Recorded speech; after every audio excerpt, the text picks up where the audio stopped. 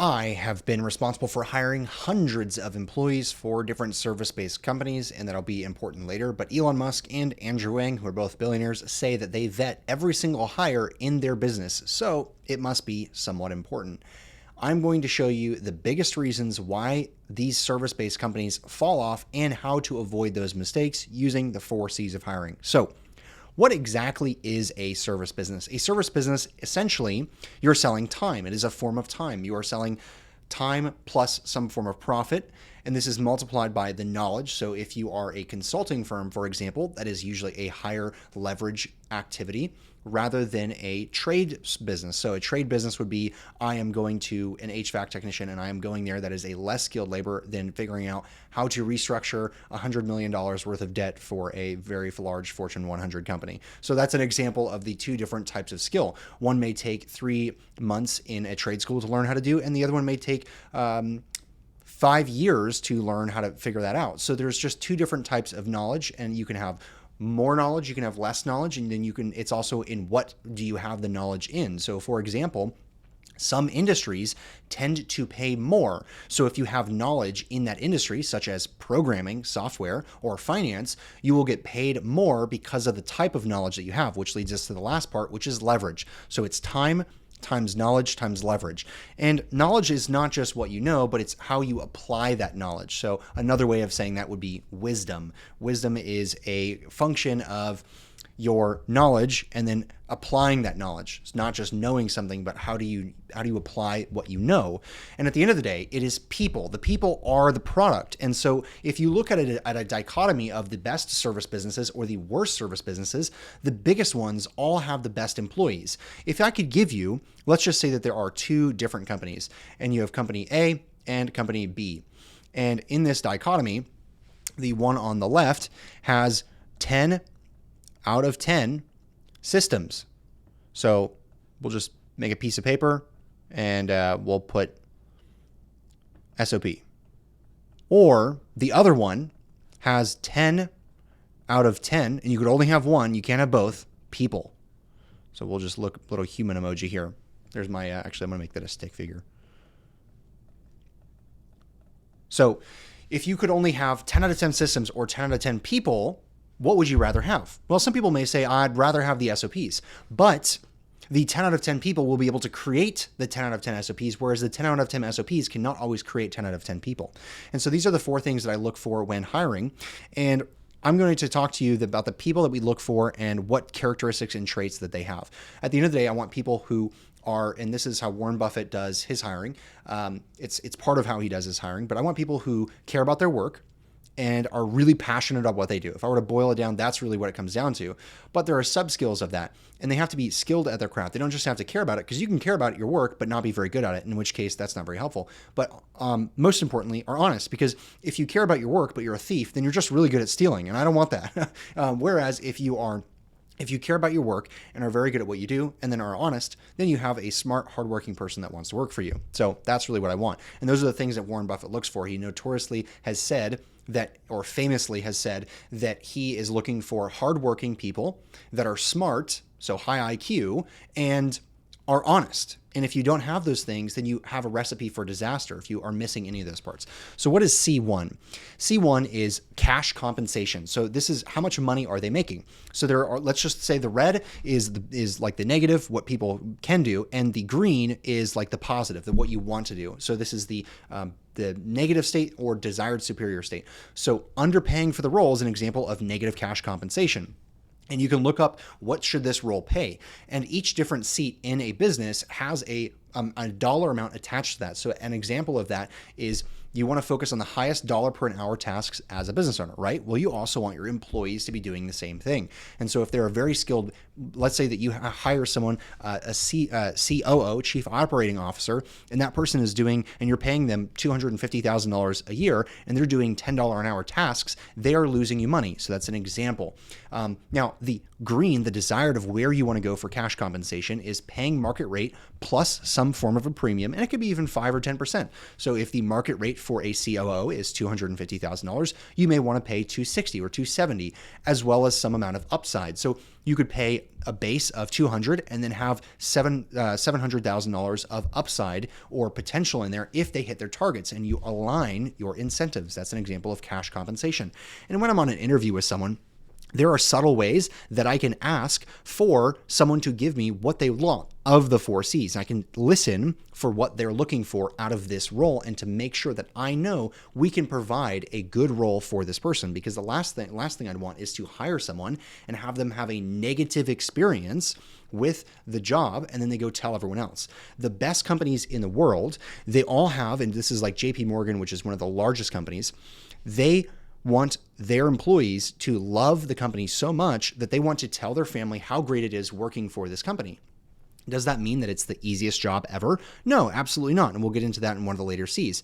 That just means that they are focusing on making a culture that the employees love, that will talk about it and are a positive impact on their community. And so when they're a positive impact on their community, you know, hey, the employees that work at JP Morgan Chase focus on improving the community. Therefore, JP Morgan Chase must be a good company to work for. And I might consider working for, or might be working hard to get a job at this company. That's an example of how to go about building a good reputation for your employees, which brings us to C2. And this is an example of career growth versus no career growth. So if I find a job where it's like, let's say that I work at, what's a retail store? So Menards or a Home Depot, and they have a frontline leader and there's no career path, then you may not be able to see yourself working there long-term because you're saying, well, all I can be here is a retail worker and there's no like managerial positions or there are no store owner positions. And I want to be clear, this isn't all of these things necessarily, all the 4 C's. It's a combination of these 4 C's. It's like picking a lock, and a lock has a few different keys. If you've ever seen a lock before, a lock has these little, a keyhole has these little tumblers in it. And as you pick a lock, you can have the key go in there.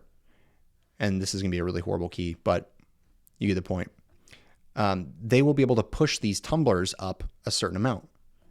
And different people value different things. And so that's an example of unlocking someone's, this is a horrible key, but unlocking what someone is motivated by in order to unlock them working for your company, the best top talent that will be able to work for your company. Because at the end of the day, you're selling people. The people are the product. So do you want to have the best people or do you want to have the worst people? Well, you want to have the best people. And this is how you attract the best people. Some people want cash. Some people want career growth. An example of a company that does cash but not so much career growth is Costco. They overpay, quote, overpay for their roles slightly. So that means they can attract talent from other people, but their workers don't necessarily have a large career path. It's very hard. But an example of one that has career growth, but maybe not less cash compensation is Walmart. So what Walmart will do is they will pay very little for their frontline employees, but you have a path to become a store operator in Walmart. And those roles get paid quite a bit. That's an example.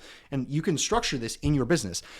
And so you want career growth to look something like this. You want it to be like a ladder, or like not a ladder. You could do ladder as well, but stair steps. And so you can start off with junior members, then you can start off with senior members, and then you can start off with VPs. And so those are examples of how you can create roles and advancements in someone's career. And you'd be surprised, so many people, us as entrepreneurs, we think like, oh, we want to be the most ambitious people. We want to build something big. But okay, that's fine. And that can work for you, but you are not your employees, and your employees may want something else.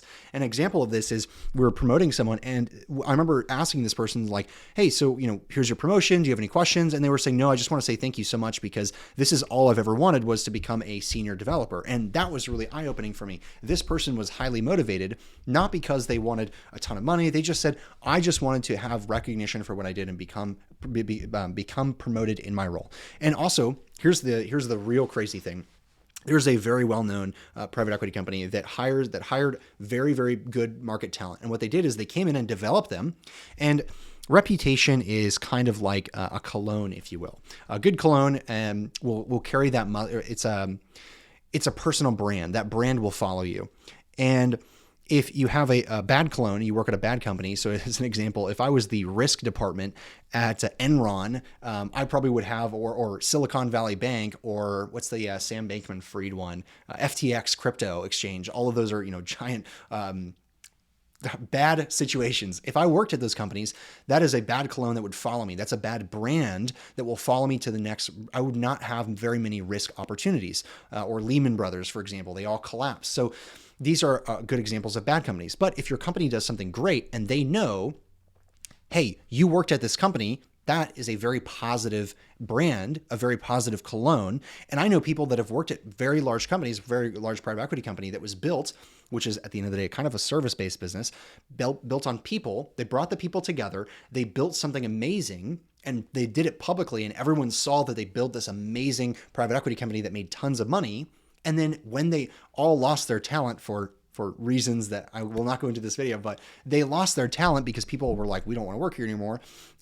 Those people went off to become extraordinarily successful afterwards because they knew, oh, you worked for that other company.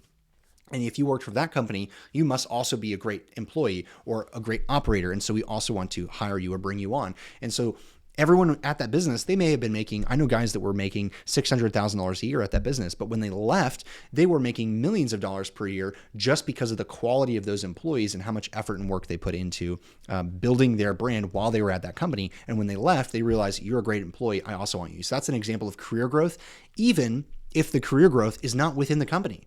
You could stay the same at that company, have high cash compensation, and never, quote, advance in your career. Even if you have career advancement opportunities, which is your job as a business owner, is to create these career advancement opportunities for your employees. But they knew that if I work at this company, I'm going to have great opportunities after I'm done working at this company. So that's an example of career growth. All right. So number 3 is culture. And this is people and values, and culture gets really woo-woo. We have had these like HR people who are, oh, okay, I'll give you 5 minutes of your day back. Haha. Like really cringy culture thing. That's not what I mean when I say culture. Culture is how you feel. How are you appreciated? And not like the woo-woo feelings, but, it's okay to say thank you. It's okay to be appreciative of someone's hard work or recognize that someone has contributed something. That's an example. Bad company culture would be you're not appreciated or you don't feel appreciated because perception is a reality.